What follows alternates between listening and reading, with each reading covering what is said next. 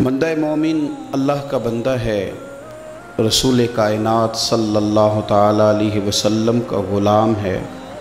اپنے اپنے ذہن کے مطابق، اپنی اپنی طبیعت کے مطابق اور اپنی اپنی سوچ کے مطابق لوگ اپنے آپ کو اچھا بتاتے بھی ہیں، اچھا کہتے بھی ہیں، اچھا سمجھتے بھی ہیں، اپنے ترجیحات طے کر لیتے ہیں، خود ہی ان پر پابند ہو جاتے ہیں، خود ہی قائل ہو جاتے ہیں کہ چونکہ میرے اندر یہ صفات ہیں لہٰذا میں اچھا ہوں۔ کچھ لوگوں کا یہ کہنا ہوتا ہے کہ رزق چونکہ حلال کماتا ہوں لہٰذا بہت ہی اچھا ہوں، ماں باپ چونکہ میرے مجھ سے خوش ہیں لہٰذا بہت ہی اچھا ہوں۔ 5 نمازیں پڑھنے والا بھی اپنی تئیں اپنے آپ کو مطمئن کر لیتا ہے کہ شاید میں سب سے اچھا ہوں۔ تو مختلف قسم کی چیزیں لوگ بنا کر کے اپنے آپ کو اچھا گردانتے ہیں، اچھا کہتے ہیں۔ کچھ لوگوں کا یہ کہنا ہے کہ سوسائٹی میں جو لوگ کسی قسم کی کو خدمت کر لیتے ہیں، کسی غریب کا بھلا کرتے ہیں، کسی مسکین کے یتیم کے کام آتے ہیں، وہ اچھے ہیں۔ سب سے زیادہ بہتر یہ نہیں کہ اللہ کے قرآن سے پوچھ لیا جائے اچھا کون ہے، کون سی ایسی خوبیاں ہیں جو انسان میں پائی جائیں تو انسان مومنوں والی صفات رکھتا ہے۔ تو قرآن مجید نے بالکل شروع میں کہا کہ الف لام میم ذالک الکتاب لا ریب فیہ۔ یہ الف لام میم تو حروف مقطعات ہیں، ان کا معنی اللہ تبارک و تعالی بہتر جانتا ہے، یا وہ جانتا ہے جسے میرا رب بتا دے۔ ذالک الکتاب لا ریب فیہ، فرمایا یہ وہ بلند مرتبہ کتاب ہے جس میں کوئی شک نہیں۔ یہ نہیں فرمایا قرآن میں شک کیا نہیں جاتا، قرآن پاک میں شک ہے نہیں۔ اگر کوئی شک کرتا ہے تو اس کے دماغ میں شک ہے، اس کے ذہن میں شک ہے، اس کے باطن کے اندر فطور ہے۔ قرآن میں شک نہیں۔ ھدی للمتقین، قرآن ہدایت ہے پرہیزگاروں کے لیے۔ ویسے تو قرآن مجید ھدی للناس ہے، تمام لوگوں کے لیے ہدایت ہے، پر قرآن سے صحیح ہدایت اخذ وہ لوگ کرتے ہیں، حاصل وہ لوگ کرتے ہیں جو پرہیزگار ہیں، اللہ سے ڈرنے والے، تقوی اختیار کرنے والے، متشابہات سے بچنے والے۔ جہاں جانے کا اللہ نے حکم دیا ہے وہاں جاتے ہیں، اور جہاں جانے سے مالک نے روک دیا ہے وہاں سے رک جاتے ہیں۔ وہ حقیقی نفع لیتے ہیں۔ وہ کون ہیں؟ تو اللہ فرماتے ہیں وہ لوگ ہیں الذین یؤمنون بالغیب، یہ وہ لوگ ہیں جو غیب پر ایمان لاتے ہیں۔ غیب کیا ہے؟ غیب کی تعریف ہے کہ وہ چیز جو حواس خمسہ سے بھی معلوم نہ ہو اور عقل سے بھی ماورا ہو، اسے غیب کہتے ہیں۔ مومن غیب پر ایمان لاتا ہے، تو پھر غیب پر ایمان کس طرح لاتا ہے؟ وہ غیب پر ایمان اس طرح لاتا ہے کہ وہ عقل سے تو معلوم نہیں کر سکتا تھا، حواس خمسہ سے تو معلوم نہیں ہو سکتا تھا، لیکن مدینے والے محبوب نے اسے بتا دیا ہے۔ رسول کریم صلی اللہ علیہ وسلم کو وحی کے ذریعے جن چیزوں کی خبر دی گئی، اطلاع دی گئی، حضور نے امت کو بتائی، وہ غیب کی چیزیں۔ وہ کیا ہیں؟ قبر، حشر، قیامت، جنت، دوزخ، فرشتے، یہ ساری چیزیں غیب ہیں۔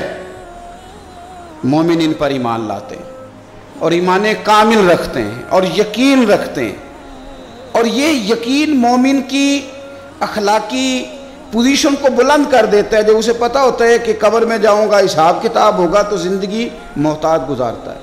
جب ایمان کامل رکھتا ہے، قیامت کے دن اللہ کے حضور کھڑا کیا جاؤں گا، تو پھر وہ اس دن سے ڈرتا ہے۔ وَلِمَنْ خَافَ مَقَامَ رَبِّهِ جَنَّتَانِ، اور پھر جو ڈرتا ہے، رب کہتا ہے میں اسے 2 جنتیں عطا کروں گا، اسے 2 جنتیں دی جائیں۔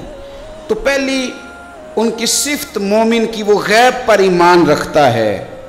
یہ میں نے بھی دیکھنا ہے، آپ نے بھی دیکھنا ہے، وحی پر ایمان کتنا ہے۔ ہماری آنکھوں کے سامنے کہ ہر وقت دنیا گھومتی ہے، یا قبر حشر کا بھی کوئی نقشہ نگاہوں میں رہتا ہے؟ دنیا کے مد و جزر، حساب کتاب، پیسے کا لین دین، جائیداد کی خرید و فروخت، یہی صرف ہمارا زندگی کا سرمایہ حیات ہے، یا آخرت کے لیے بھی کچھ جمع کرنے میں کامیاب ہوئے؟ یؤمنون بالغیب کی عملی صورت بھی کوئی ہماری زندگی میں ہے؟ پھر قرآن مجید نے کہا وَيُقِيمُونَ الصَّلَاةَ، مومن کی دوسری صفت یہ ہے کہ وہ نماز قائم کرتے ہیں۔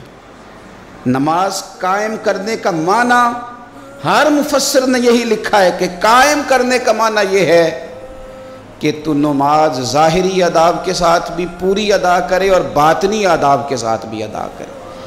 تیرا لباس پاک ہو، جگہ پاک ہو، نماز کا وقت موجود ہو، نیت تیری حاضر ہو، یہ ظاہری آداب ہیں، اور تیرا باطن نماز کے ساتھ جڑا ہوا ہو.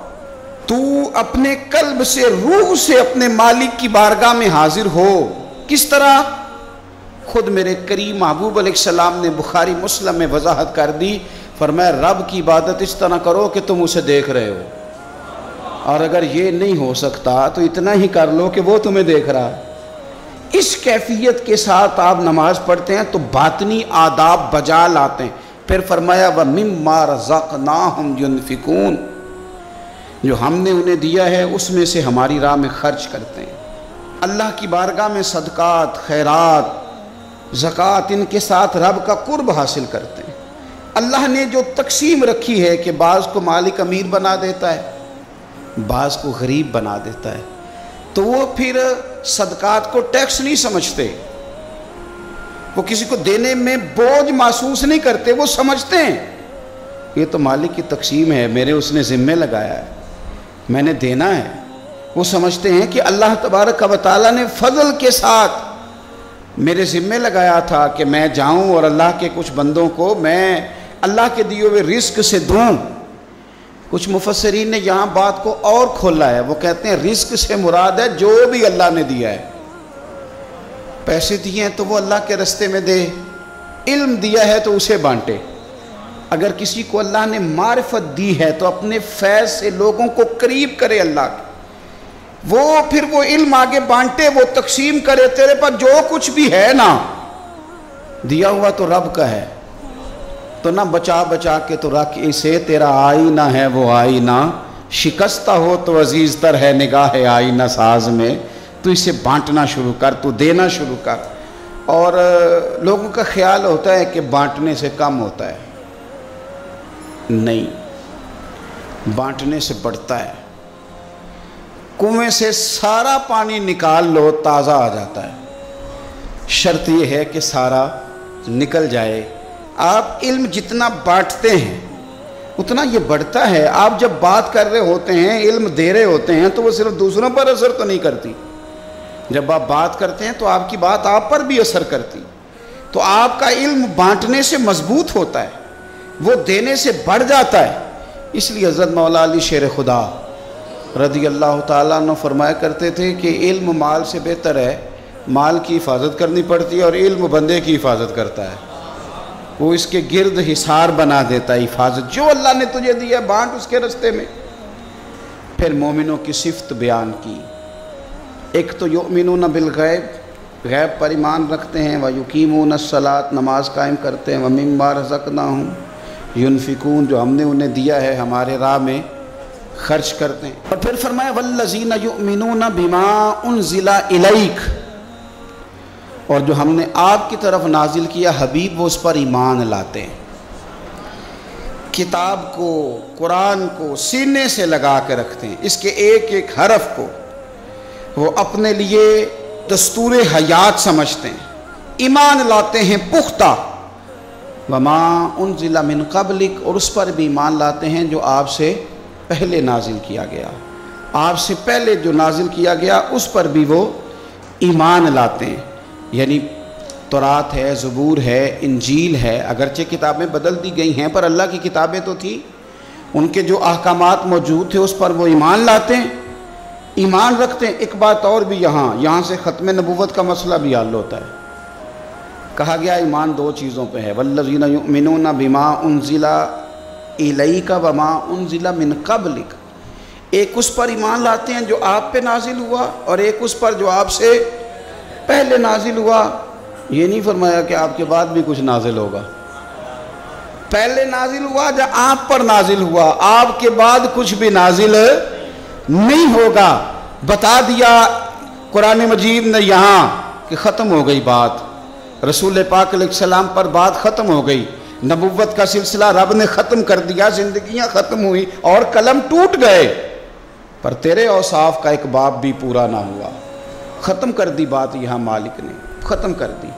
اب یہ صفات جن لوگوں میں پائی جائیں کہ ایمان بالغیب بھی ہو، نماز کا قیام بھی ہو، اللہ کے راستے میں خرچ بھی ہو، جو پہلے نازل کیا گیا اس پر ایمان ہو، جو حضور پر نازل کیا گیا اس پر ایمان ہو، تو رب کیا فرماتا ہے؟ فرمایا اولئک علی ھدی من ربہم، یہی لوگ ہیں جو اپنے رب کی توفیق سے ہدایت پر ہیں، اللہ کی طرف سے ہدایت پر ہیں۔ وَأُولَئِكَ هُمُ الْمُفْلِحُونَ، اور وہی لوگ ہیں جو دونوں جہانوں میں کامیاب ہونے والے ہیں۔